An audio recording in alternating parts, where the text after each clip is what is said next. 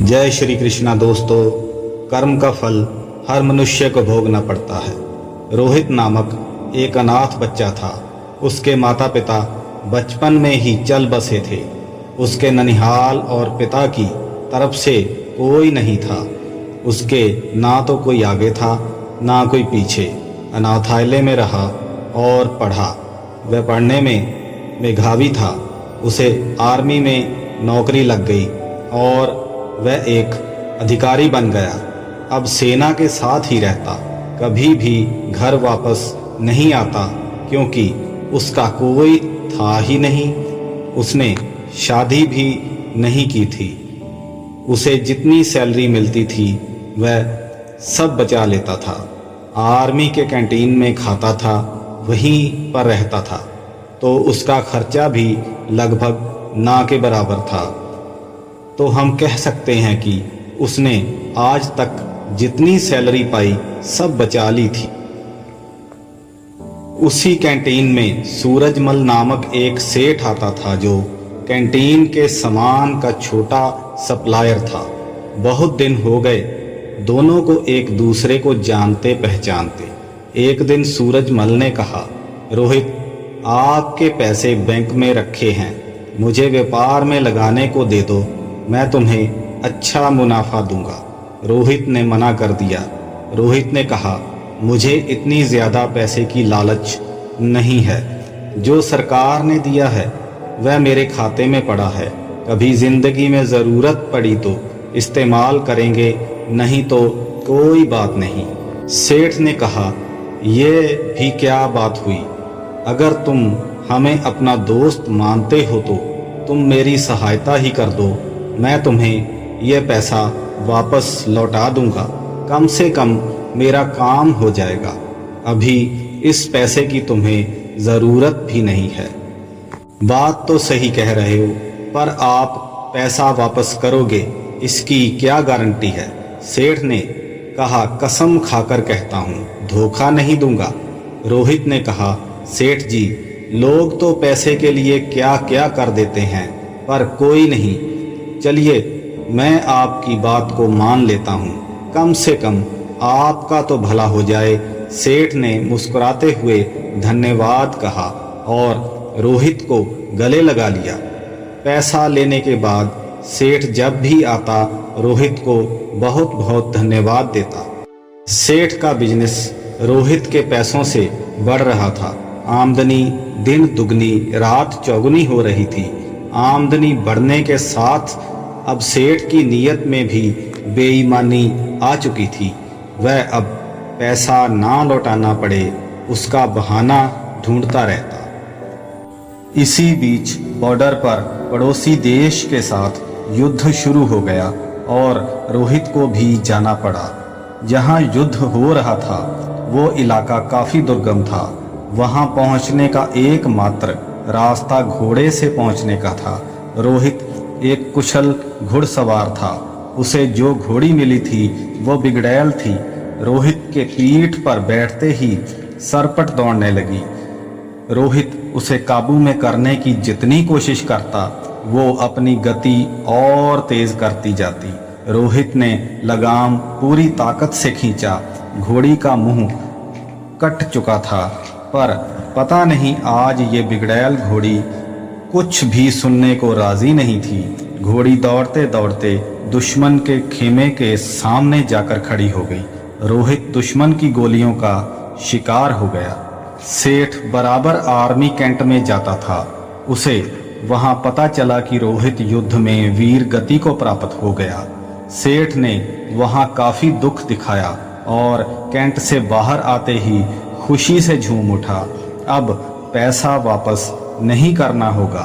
सेठ का व्यापार दिन दुगनी रात चौगुनी तरक्की कर रहा था। कुछ दिनों के बाद सेठ की पत्नी मां बनी और सेठ एक सुंदर बच्चे का पिता बना। सेठ के जीवन का ये सबसे बेहतरीन समय चल रहा था। समय बीतते देर नहीं लगती। सेठ का बेटा अमर, जो अब बड़ा हो गया था और अब सेठ के साथ मिलकर व्यापार करता था, अमर विवाह योग्य हो चुका था। अच्छे घर की सुंदर सुशील कन्या देखकर अमर की शादी हो गई। अमर की शादी हुए मुश्किल से 2 महीने हुए थे। अमर सड़क पार कर रहा था, उसे चक्कर आया और गिर गया। लोग उसे उठाकर हॉस्पिटल लेके गए। उसके ब्रेन का MRI और अन्य टेस्ट हुए तो पता चला अमर को ब्रेन कैंसर है। सेठ ने डॉक्टरों से कहा, पैसे की चिंता मत करें, आप इलाज करें। डॉक्टर और हॉस्पिटल बदलते गए पर अमर की हालत दिन ब दिन बिगड़ती गई। सेठ अब व्यापार पे ध्यान नहीं दे पा रहा था। उसके कस्टमर छूटते जा रहे थे। हॉस्पिटल का बिल बढ़ता जा रहा था। अब सेठ पर कर्ज काफी हो चुका था। सेठ परेशान था। अब अमर को डॉक्टर ने जवाब दे दिया। सेठ हार चुका था। किसी चमत्कार की आशा में बैठा था। चमत्कार तो नहीं हुआ, पर अमर अब इस दुनिया में नहीं रहा। महीनों जिंदगी की जंग लड़ने के बाद अमर हार चुका था।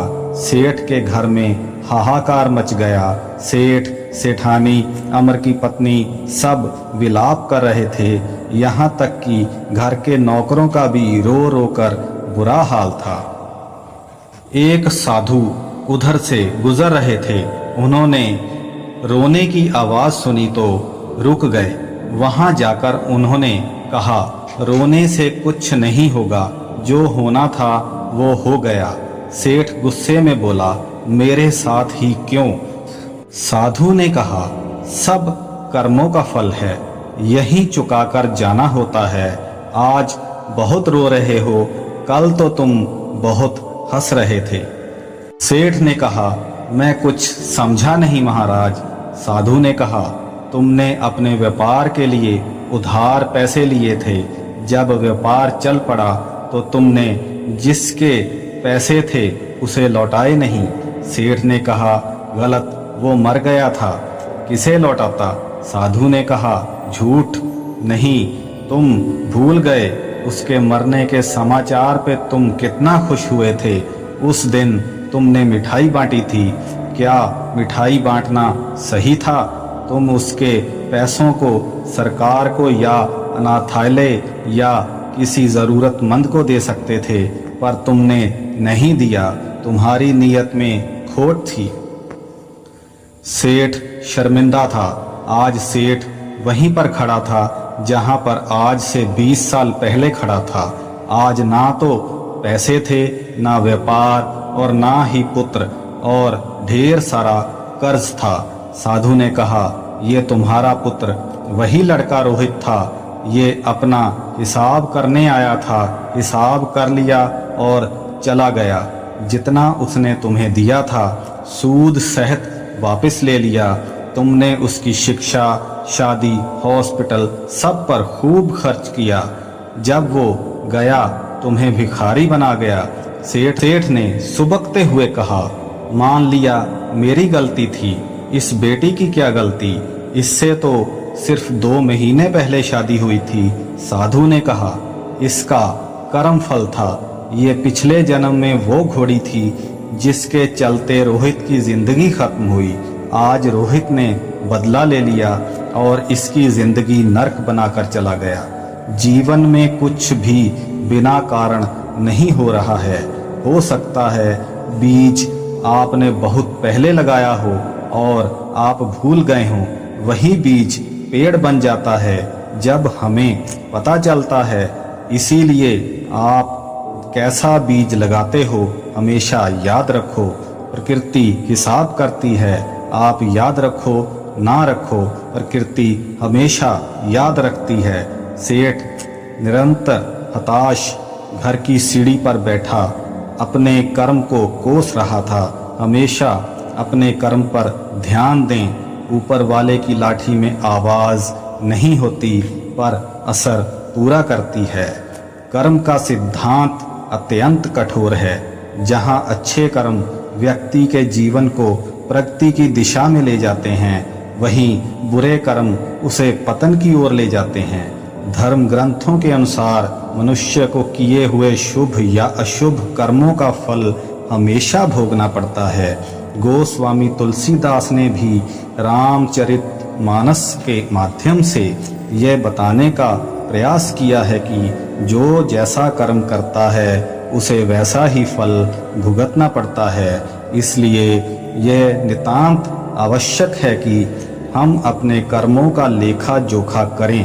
हमारा अगला जन्म किस प्राणी के रूप में होगा, यह सब कुछ हमारे कर्मों पर ही निर्भर करता है।